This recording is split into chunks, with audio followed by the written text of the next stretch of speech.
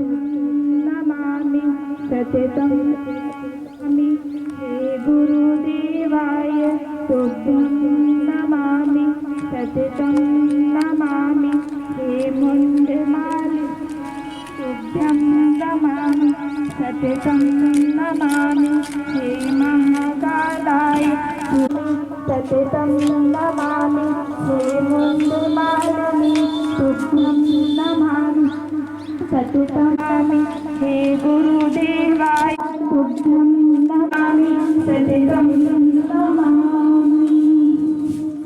नमामि देवो नमामि गुरुवे नमामि नमामि नमामि सीते नमामि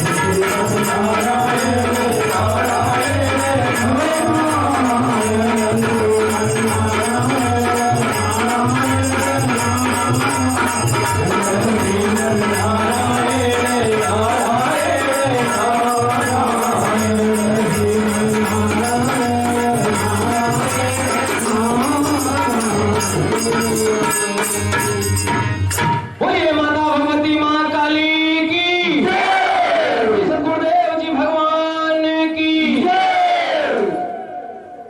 पीछे में विराजमान है परम पूज्य गुरुदेव जी, तो हम सभी का मार्गदर्शन करें।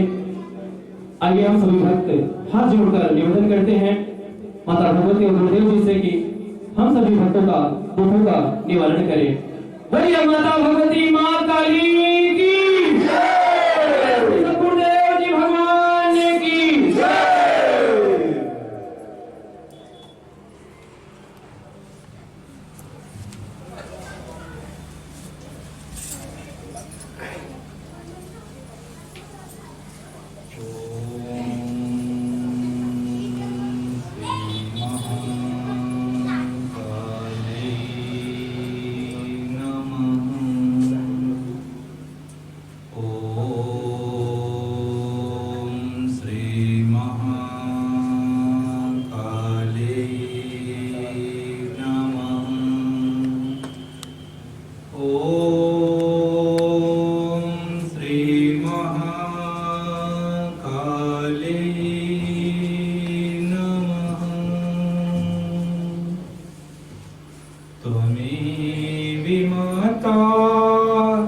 से पिता त्वमेव त्वमेव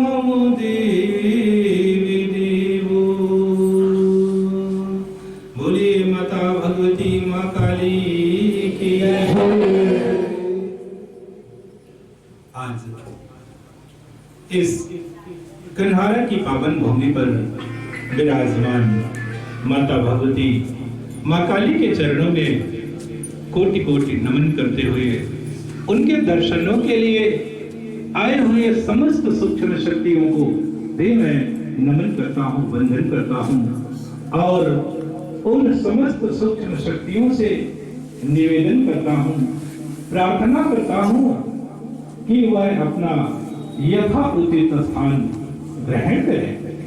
तत्पश्चात इस साधना हाल में उपस्थित सभी भक्तों के हृदय रूपी मंदिर में विराजमान माता भगवती मां काली की छवि को देखते हुए आप सभी भक्तों का भी स्वागत करता हूं, वंदन करता हूं।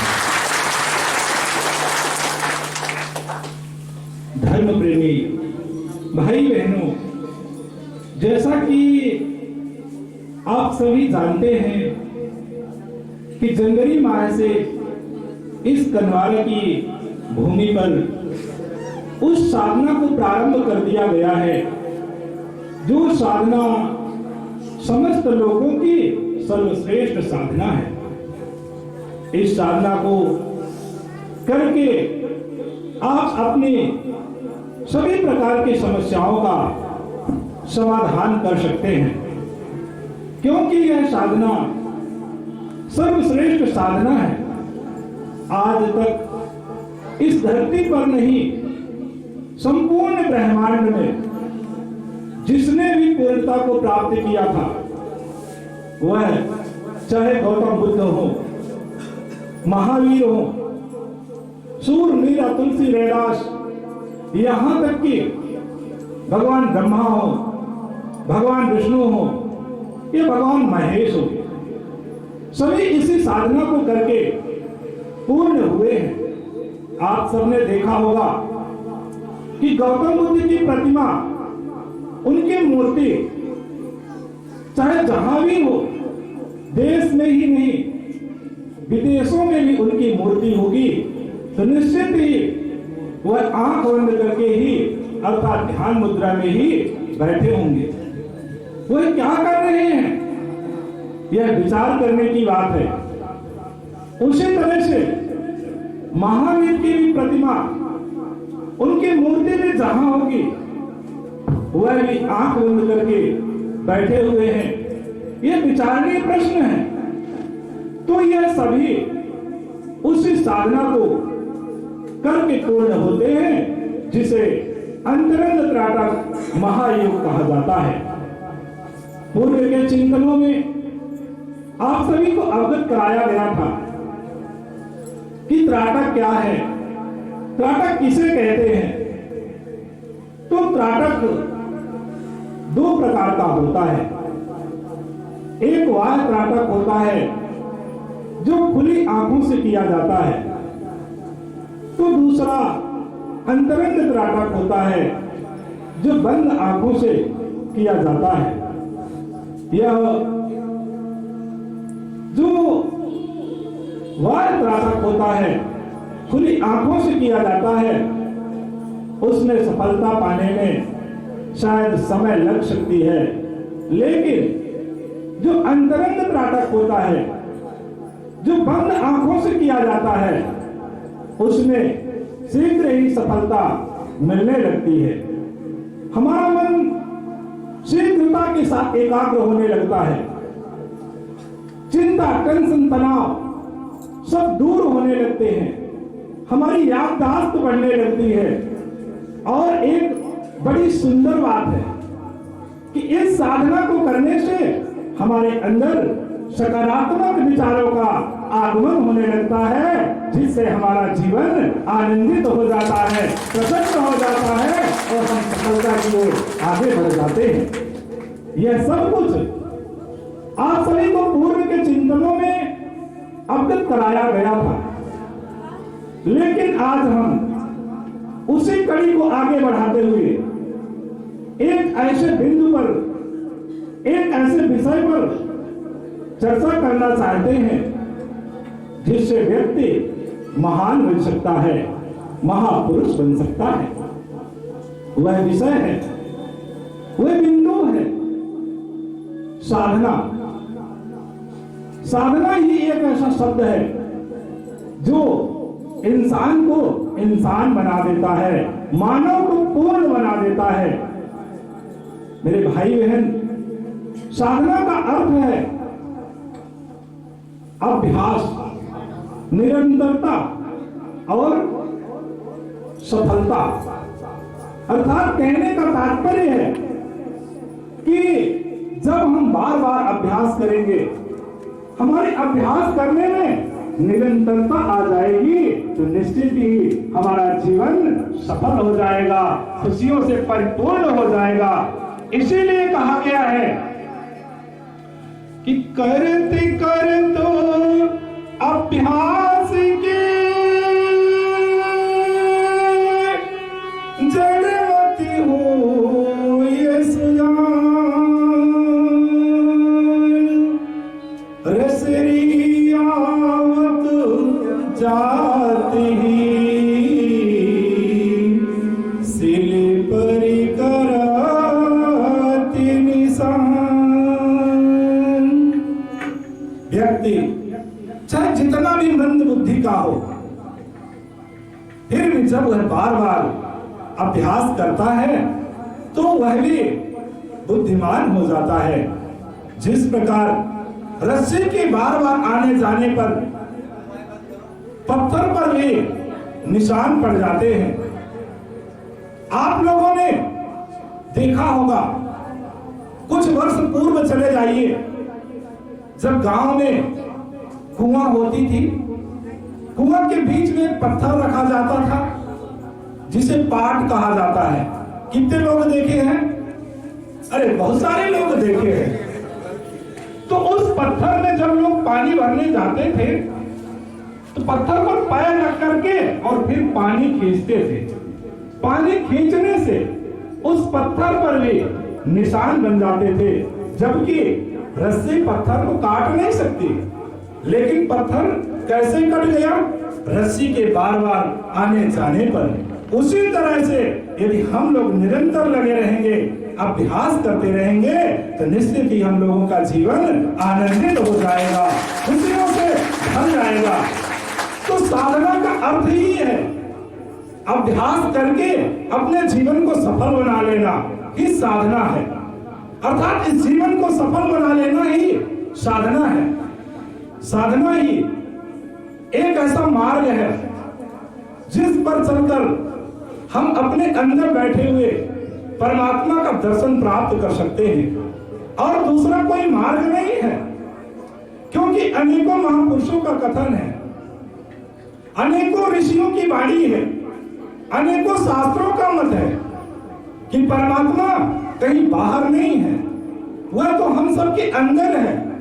अंदर जाने का केवल एक ही मार्ग है जिसे अंतरंग त्राटक महायोग कहते हैं। हम लोग इसी साधना को करके अपने अंदर बैठे हुए परमात्मा का दर्शन अवश्य कर सकते हैं। मेरे भाई बहन, आज इस अंतरंग त्राटक महायोग साधना शिविर में एक बड़े रहस्य की बात बताना चाहता हूं कि मनुष्य शरीर में किन किन देवताओं का कहां कहां वास होता है। क्या जानना चाहते हैं? क्योंकि हर एक व्यक्ति परमात्मा को ही पाना चाहता है और वह बाहर ही खोज रहा है, जबकि उसके अंदर ही हर देवी देवताओं का वास होता है। तो मनुष्य शरीर में किन किन देवी देवताओं का कहां कहां वास होता है, आप लोग बड़े ध्यान पूर्वक श्रवण करेंगे ताकि समाज के लोगों को भी बता सके कि हम लोगों को अपने अंदर खोजने की आवश्यकता है। तो दीक्षा की देते समय जो मेरे द्वारा सप्त चक्रों के विषय पर अवगत कराया जाता है, बताया जाता है कि हर मनुष्य के शरीर में शक्ति के 7 केंद्र होते हैं, 7 स्टेशन होते हैं जिसे सप्त चक्र कहा जाता है। उन 7 चक्रों में पहला चक्र है मूलाधार। मूलाधार चक्र जहां से रीढ़ की हड्डियों की शुरुआत होती है, अर्थात सबसे निचले स्थान में मूलाधार चक्र होता है। यहीं पर समस्त शक्तियां सोई हुई अवस्था में पड़ी रहती हैं। हम मंत्रों के माध्यम से उन शक्तियों को जागृत करके पूरे शरीर में प्रवाहित करके अपनी समस्याओं का समाधान स्वतः कर लेते हैं। इस मूलाधार चक्र के जो अधिष्ठाता देव होते हैं, वह जानते हैं कौन देव होते हैं? भगवान गणेश होते हैं। मूलाधार चक्र में भगवान गणेश का वास होता है और इस चक्र में 4 पंखुड़ियां होती हैं। जैसे कमल की पंखुड़ियां होती हैं, तो इस चक्र में 4 पंखुड़ियां होती हैं। फिर दूसरे नंबर पर आता है स्वादिष्ठान चक्र। यह चक्र मूलाधार चक्र से 8 अंगुल ऊपर होता है। इस चक्र में 8 पंखुड़ियां होती हैं और इस चक्र के अधिष्ठाता देव भगवान ब्रह्मा और माता सावित्री होती हैं। फिर तीसरे नंबर पर आता है मणिपुर चक्र। इसी चक्र को मणिपूरक चक्र भी कहते हैं। इस चक्र में 10 पंखुड़ियां होती हैं और इसके अधिष्ठाता देव स्वयं भगवान विष्णु और माता लक्ष्मी होती है। इस चक्र के जागृत होने के बाद ऐसा कहा जाता है कि व्यक्ति धन धान्य से संपन्न हो जाता है, सब कुछ उसे प्राप्त हो जाता है। फिर चौथे नंबर पर आता है हृदय चक्र। इसी को अनाहत चक्र कहते हैं। अनाहत का अर्थ है बिना चोट पहुंचाए हुए ही ध्वनि उत्पन्न होती रहती है, इसलिए इस चक्र का नाम अनाहत चक्र कहा जाता है। यहां पर साधक जब पहुंच जाता है तो साधक को वाद्य यंत्रों की ध्वनि सुनाई देने लगती है। शंख घंट की सुनाई अवश्य देने लगती है। इस चक्र में जानते हैं किनका निवास होता है? इस चक्र में स्वयं भगवान भोलेनाथ और माता पार्वती का वास होता है। फिर इस तरह से 5वां चक्र आता है जिसे हम कंठ चक्र या विशुद्ध चक्र के नाम से जानते हैं। इस चक्र के जागृत होने पर व्यक्ति को वाक सिद्धि मिल जाती है। क्यों वाक सिद्धि मिल जाती है? क्योंकि इस चक्र में स्वयं माता भगवती सरस्वती का निवास होता है, इसलिए उस व्यक्ति को वाक सिद्धि मिल जाती है। और इस चक्र में 16 पंखुड़ियां होती है। इस तरह से 6वां चक्र आता है आज्ञा चक्र। आज्ञा चक्र, इस चक्र का नाम क्यों पड़ा? क्योंकि यही चक्र एक ऐसा चक्र है जो सभी चक्रों को आदेश देता है। आदेश देने के कारण ही इस चक्र का नाम आज्ञा चक्र पड़ जाता है। इसी चक्र को तीसरी नेत्र और छठी इंद्रिय भी कहा जाता है। वैसे तो आप सभी जानते होंगे, कितने लोग जानते हैं कि मनुष्य के पास 10 इंद्रियां होती हैं? कितने लोग जानते हैं? चलिए, बहुत अच्छी बात है। हर मनुष्य के पास 10 इंद्रियां होती हैं, ऐसा आप सबने सुना होगा। लेकिन वास्तव में मनुष्य के पास कितनी? 7 इंद्रियां। और कौन है?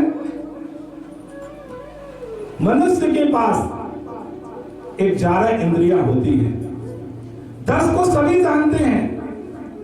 5 कर्मेंद्रिय होती है और 5 ज्ञानेंद्रिय होती है। इसलिए हर मनुष्य को दशरथ भी कहा जाता है। हर मनुष्य को दशरथ भी कहा जाता है। दशरथ के यहाँ ही राम का जन्म हुआ था। दशरथ के यहाँ राम का ही जन्म हुआ था। तो हर मनुष्य दशरथ है। अब विचार करिए कि दशरथ कैसे हो सकता है मनुष्य?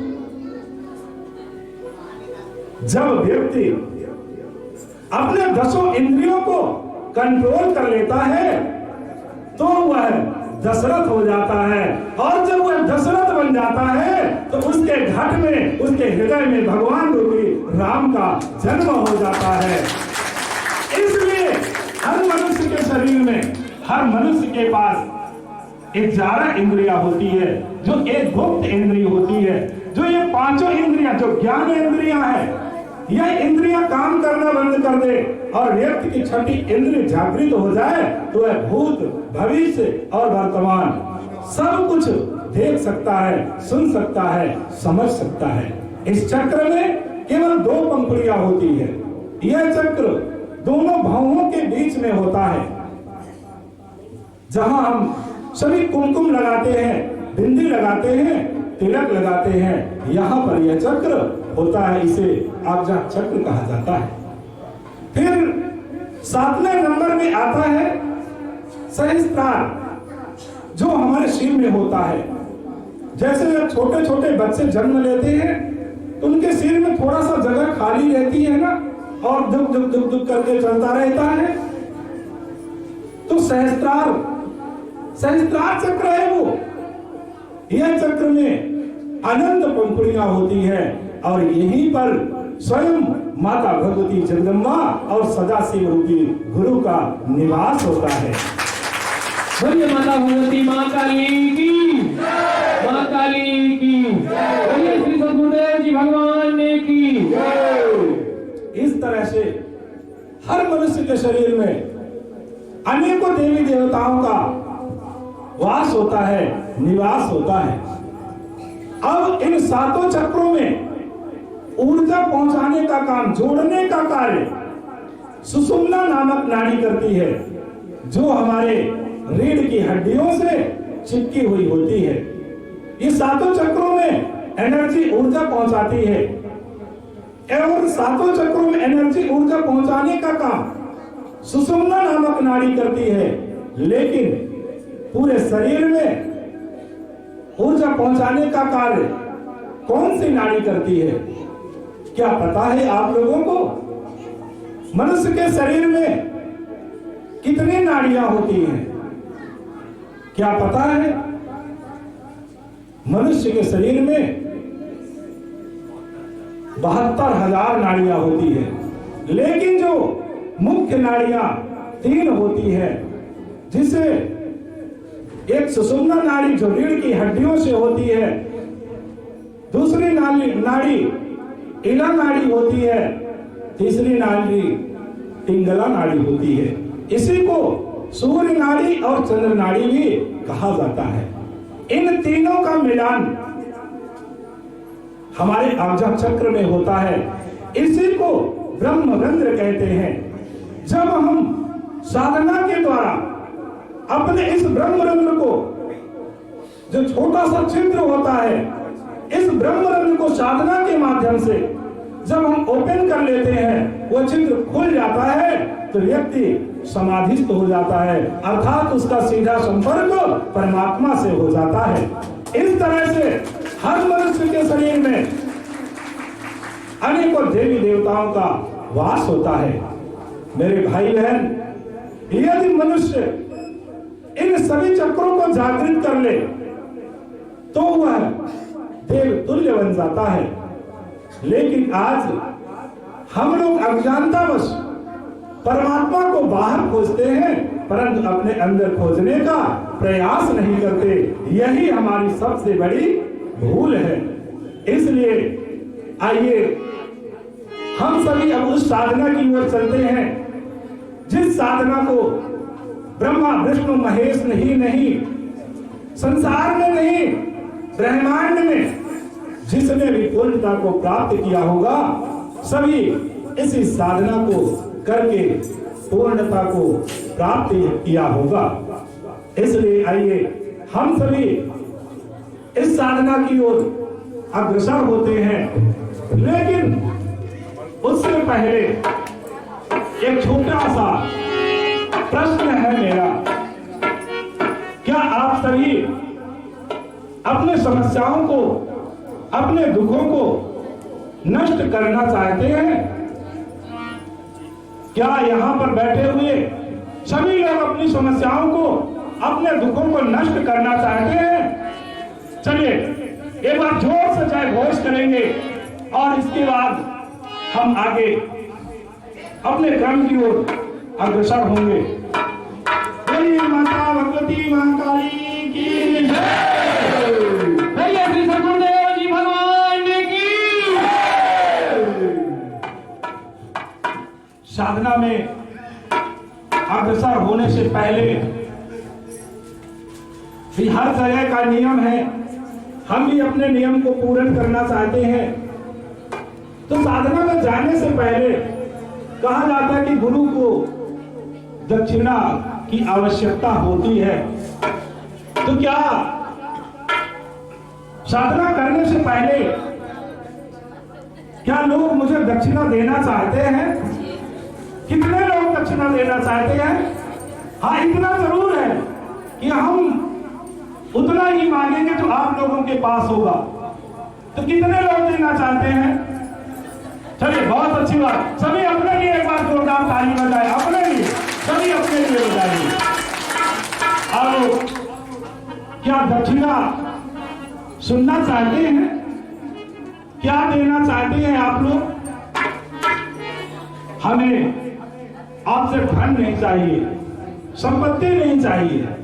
क्या करेंगे? अरे जिस जहां भंडार हो वहां एक सिक्का निकाल ले तो क्या फर्क पड़ता है? यदि दक्षिणा देना चाहते हैं वास्तव में, तो जो लोग नशा करते हैं, जो लोग गुटखा खाते हैं, जो लोग सिगरेट, शराब या अन्य नशीली वस्तुओं का सेवन करते हैं, वो हमें दक्षिणा में देना चाहते हो तो बिल्कुल स्वागत है उनका। कितने लोग हैं जो देना चाहते हैं? चलिए बहुत अच्छी बात, बहुत अच्छी बात है।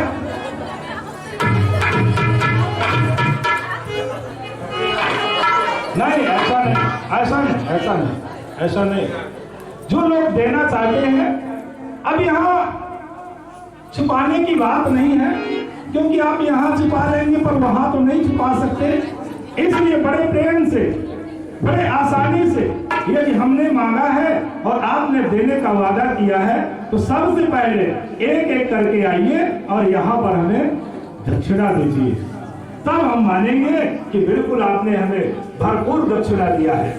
हमें धन नहीं चाहिए, पैसा नहीं चाहिए। जो नशा करते हैं, जो नशीली वस्तुओं का सेवन करते हैं, हमें वो चाहिए। है कोई व्यक्ति देने वाला? बड़ा सुंदर अवसर है आप सभी के लिए, अपने जीवन को। चलिए बहुत अच्छी बात, इनके लिए जोरदार ताली होगा। चलिए बहुत अच्छी बात, बहुत अच्छी बात। इनको कुछ कर दीजिए हाथ में।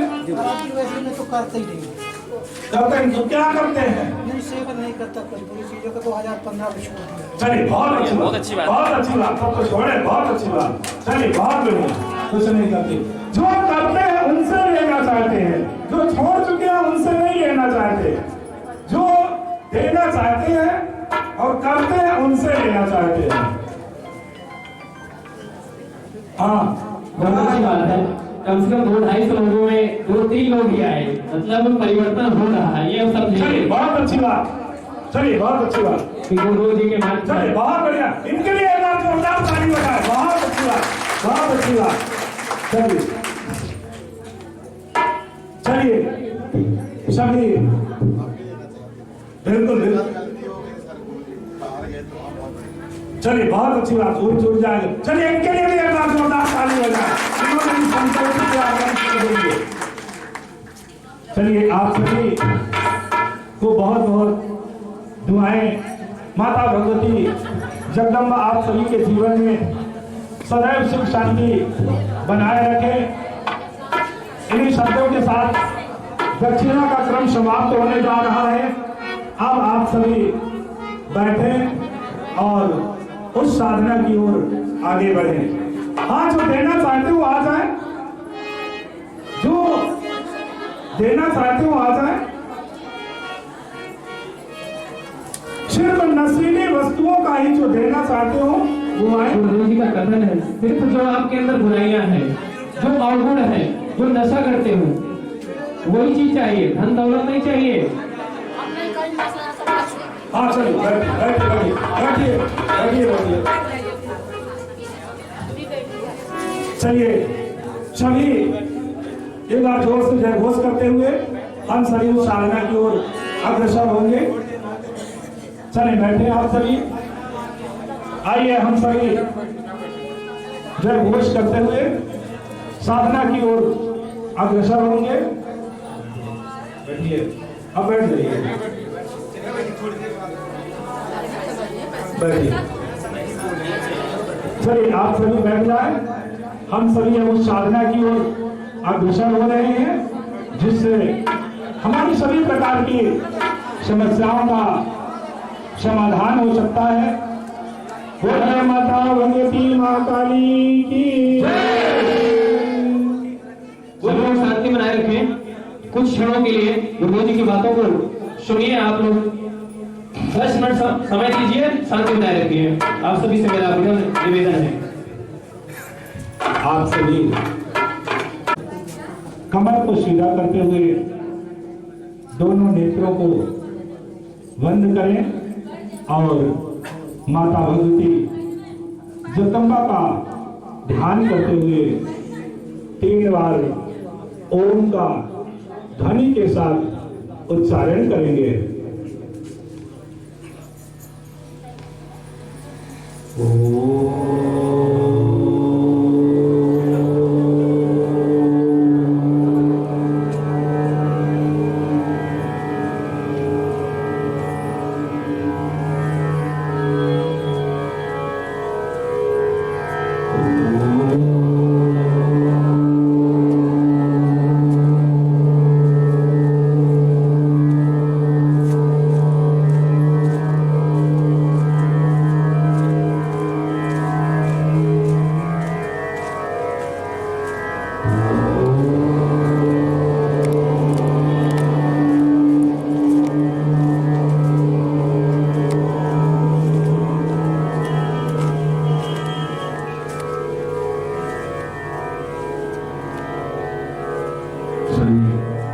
माता भगवती जगदम्बा से प्रार्थना करें, जो भी आपकी समस्याएं हों उन समस्याओं को याद करें और माता भगवती जगदम्बा से प्रार्थना करें कि हे माँ, हमारी यह समस्या है, इस समस्या को समाधान करने की, दूर करने की कृपा करें। ऐसा आप सभी बार बार विचार करते रहेंगे।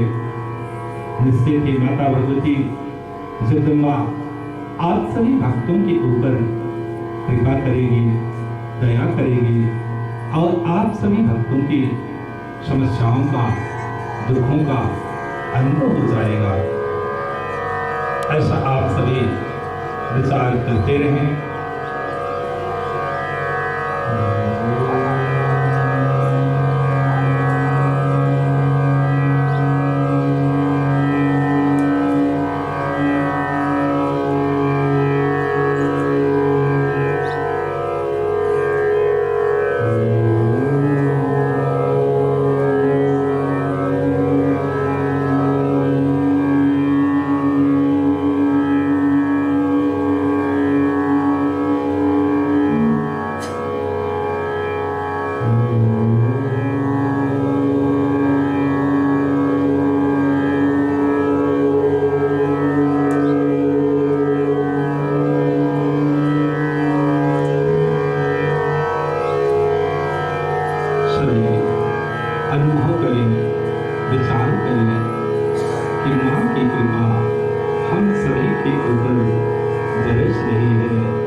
जिससे हमारा शरीर भीग रहा है और हमारी समस्याओं का समाधान हो रहा है। हमारे शरीर में जो भी रोग है वह दूर हो रहे हैं, हमारा कष्ट दूर हो रहा है। ऐसा सभी विचार करते रहें, अनुभव करें, कल्पना करें।